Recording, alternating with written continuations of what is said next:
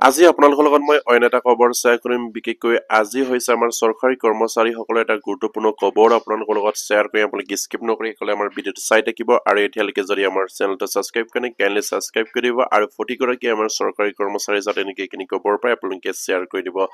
নিশ্চয় আপোনালোকে জ্ঞাত যে আপোনাৰ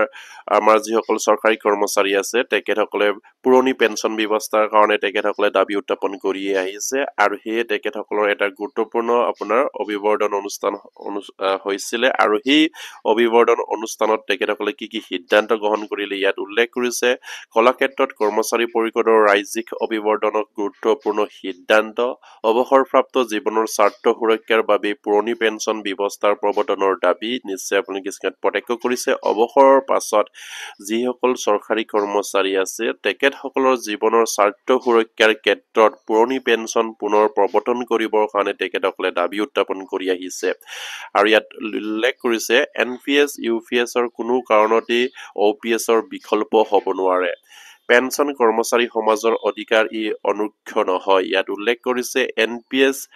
UPS কোনো আপোনাৰ কাৰণতে OPSৰ বিকল্প হ'ব নোৱাৰে যেহেতু ৰাজ্য চৰকাৰে বা ভাৰত চৰকাৰে NPS UPSক আপোনাৰ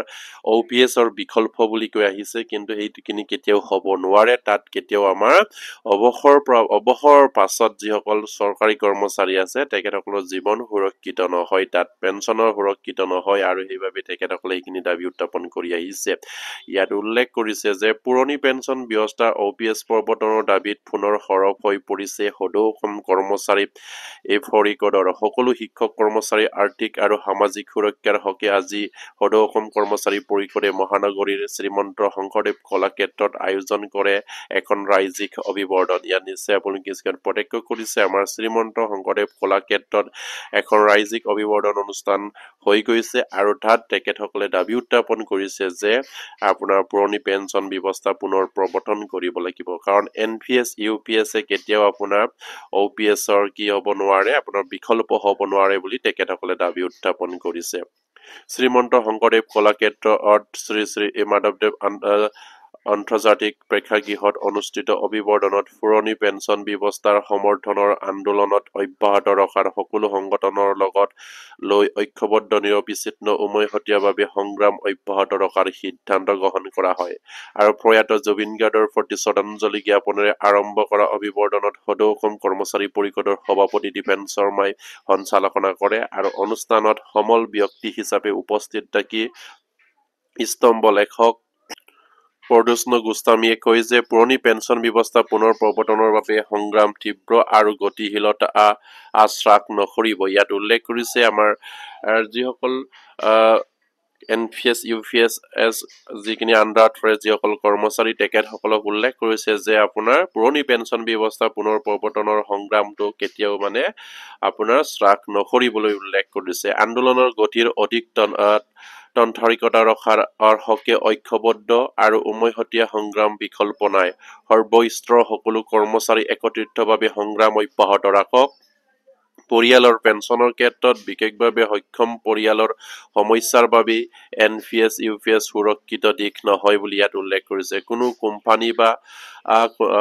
কোম্পানী বা কভাৰ্ছ ফাণ্ডৰ দায়িত্বত নিদি ইয়াৰ সকলো অনিশ্চয়তা চৰকাৰে গ্ৰহণ কৰক দৰমহা আয়োগ সংশোধনৰ পাছত বৃদ্ধি হোৱা অতিৰিক্ত পুঁজি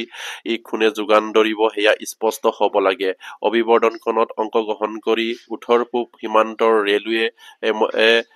মজুদৰ ইউনিয়নৰ বিভাগীয়সকলৰ পংকজ কলিতাই কয় যে স্বেচ্ছাই অৱসৰ গ্ৰহণ কৰাৰ কৰ্মচাৰীৰ ক্ষেত্ৰত প্ৰকৃততে অৱসৰৰ দিনৰ পৰাহে পেঞ্চন কাৰ্যকাৰী হোৱাটো কোনো কাৰণতে গ্ৰহণযোগ্য হ'ব নোৱাৰে তেওঁ নিজ ভাষণত কৰ্মচাৰীসকলৰ পেঞ্চন ব্যৱস্থাৰ ওপৰত বিশেষভাৱে আলোকপাত কৰে আৰু আজিৰ অভিৱৰ্ধনত NPS UPSৰ কোনো কাৰণতে OPSৰ বিকল্প হ'ব নোৱাৰে বুলি স্পষ্ট কৰি সদৌ অসম কৰ্মচাৰী পৰিষদে আৰু কৰ্মচাৰীৰ সংগঠনটোৱে স্পষ্ট দাবী পেঞ্চন কৰ্মচাৰী সমাজৰ অধিকাৰ ই অনুজ্ঞ নহয় সদৌ অসম কৰ্মচাৰী পৰিষদৰ সম্পাদক প্ৰধান পংকজ বৰ্মনে পেঞ্চন ব্যৱস্থাৰ ওপৰত বিস্তীৰ্ণ ব্যাখ্যা আগবঢ়ায় আৰু অভিৱৰ্ধন আন্দোলনখনত সকলো শিক্ষক কৰ্মচাৰীৰ অৱসৰকালীন জীৱনৰ আৰ্থিক আৰু সামাজিক সুৰক্ষাৰ বাবে অনাগত দিনত তীব্ৰ গণতান্ত্ৰিক আন্দোলনৰ গঢ়ি তোলাৰ সিদ্ধান্ত গ্ৰহণ কৰে। আৰু উল্লেখযোগ্য যে 2005 চনৰ পহিলা ফেব্ৰুৱাৰীৰ পৰা কেন্দ্ৰীয় চৰকাৰৰ প্ৰৱৰ্তন কৰা NPSৰ বিৰোধিতা বিগত সময়ছোৱাত সদৌ অসম কৰ্মচাৰী পৰিষদে প্ৰতিবাদী কাৰ্যসূচী ৰূপায়ণ কৰি আহিছে। আৰু লগতে NPSৰ অসমৰ কাৰ্যকাৰী নকৰিবলৈ দাবী জনাই অহা কৰ্মচাৰী সংগঠনটোৱে 37 সংখ্যক শিলচৰ অধিৱেশনত সেই ক্ষেত্ৰত আনুষ্ঠানিক প্ৰস্তাৱ গ্ৰহণ কৰিছিল। আৰু লক্ষণীয়ভাৱে কেন্দ্ৰীয় চৰকাৰে শেহতীয়াকৈ গ্ৰহণ কৰা UPSৰ ৰাজ্য চৰকাৰেও অনুমোদন জনায় আৰু NPS UPSৰ দুয়োটাৰ ভিতৰত যিটো সুবিধাজনক সেইটোৱে কৰ্মচাৰীসকলে স্বচ্ছতাই বাছনি কৰাৰ সিদ্ধান্ত গ্ৰহণ কৰিছে। কিন্তু ৰাজ্য চৰকাৰৰ এই সিদ্ধান্তৰ বিপৰীতে সদৌ অসম কৰ্মচাৰী পৰিষদৰ তৰফৰ পৰা কোৱা হয় যে UPS NPS পুৰণি পেঞ্চন ব্যৱস্থাৰ বিকল্প হ'ব নোৱাৰে। সেয়েহে পুৰণি পেঞ্চন ব্যৱস্থা পুনৰ প্ৰৱৰ্তন কৰক আৰু ৰাজ্যিক কৰ্মচাৰীৰ বেতন পেঞ্চনৰ দায়িত্ব ৰাজ্য চৰকাৰ আৰু কেন্দ্ৰীয় চৰকাৰ কৰ্মচাৰীৰ সৈতে একেষাৰ নকৰিব। অসম চৰকাৰৰ ৰাজ্য আৰু শিক্ষক কৰ্মচাৰীৰ শ্ৰমিক বিষয়াসকলৰ নিজৰ তথা পৰিয়ালৰ অৱসৰকালীন বৰণ পোষণৰ চিকিৎসা শিক্ষা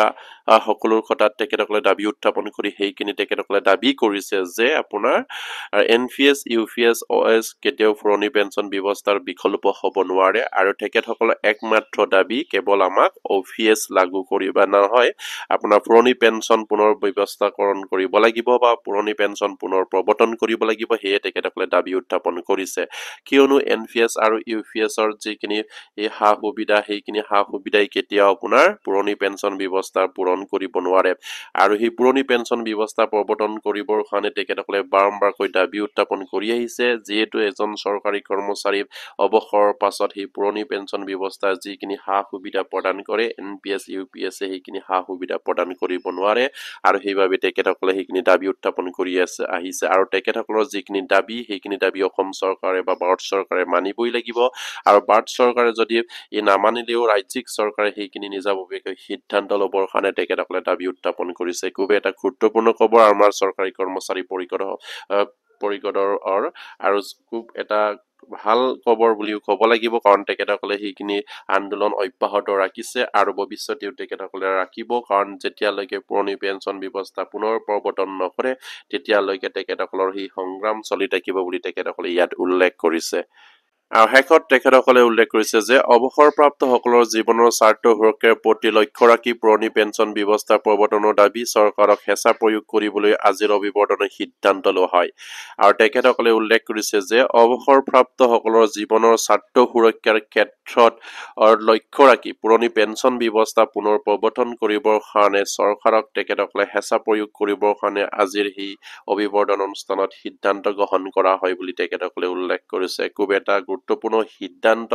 অসম ৰাজ্যিক কৰ্মচাৰী পৰিষদৰ ফালৰ পৰা গ্ৰহণ কৰিছে। আৰু তেখেতসকলৰ যিখিনি সিদ্ধান্ত সেই সিদ্ধান্ত অসম চৰকাৰ যেতিয়ালৈকে বা ভাৰত চৰকাৰ যেতিয়ালৈকে নামানে তেতিয়ালৈকে তেখেতসকলে এইখিনি প্ৰতিবাদী কাৰ্যসূচী ৰূপায়ণ কৰি যাব। নিশ্চয়কৈ তেখেতসকলৰ দাবী আৰু যিখিনি এই উদ্দেশ্য সেইখিনি সফল হওক সেই কামনা কৰিছো। কাৰণ তেখেতসকলৰ অৱসৰ গ্ৰহণ কৰাৰ পাছত যিখিনি আপোনাৰ প্ৰাপ্য অধিকাৰ সেই পৰা যদি অসম চৰকাৰে বা ভাৰত চৰকাৰে বঞ্চিত কৰিব বিচাৰিলে কেতিয়াও এইখিনি গ্ৰহণযোগ্য নহয়। কাৰণ NPS UPS কেতিয়াও পুৰণি পেঞ্চন ব্যৱস্থাৰ দৰে হ'ব নোৱাৰে বা অৱসৰৰ পাছত সেইখিনি কেতিয়াও আমাৰ সেই কৰ্মচাৰীসকলক সুৰক্ষিত প্ৰদান কৰিব নোৱাৰে। আৰু সেইবাবে তেখেতসকলে পুৰণি পেঞ্চন ব্যৱস্থা পুনৰ প্ৰৱৰ্তন কৰি আমাৰ অৱসৰকালীন যিসকল কৰ্মচাৰী আছে তেখেতসকলৰ ভৱিষ্যত সুৰক্ষিত কৰিবৰ কাৰণে তেখেতসকলে দাবী উত্থাপন কৰিছে আৰু সংগ্ৰাম কৰি যোৱাৰ সিদ্ধান্ত গ্ৰহণ কৰিছে। আৰু প্ৰতিগৰাকী আমাৰ চৰকাৰী কৰ্মচাৰীসকলে যাতে নেকি এইখিনি খবৰ পায় আপোনালোকে শ্বেয়াৰ কৰি দিব। আৰু এতিয়ালৈকে যদি আমাৰ চেনেলটো ছাবস্ক্ৰাইব কৰে কেলে ছাবস্ক্ৰাইব কৰি দিব। আৰু নিজৰ যিখিনি মতামত আছে সেইখিনি নিশ্চয়কৈ ভিডিঅ'ৰ তলত কমেণ্ট কৰি জনাব বুলি আশা ৰাখিলোঁ। আৰু আজি ভিডিঅ'টো ইমানতে শেষ কৰিলোঁ। নমস্কাৰ, জয় আই অসম।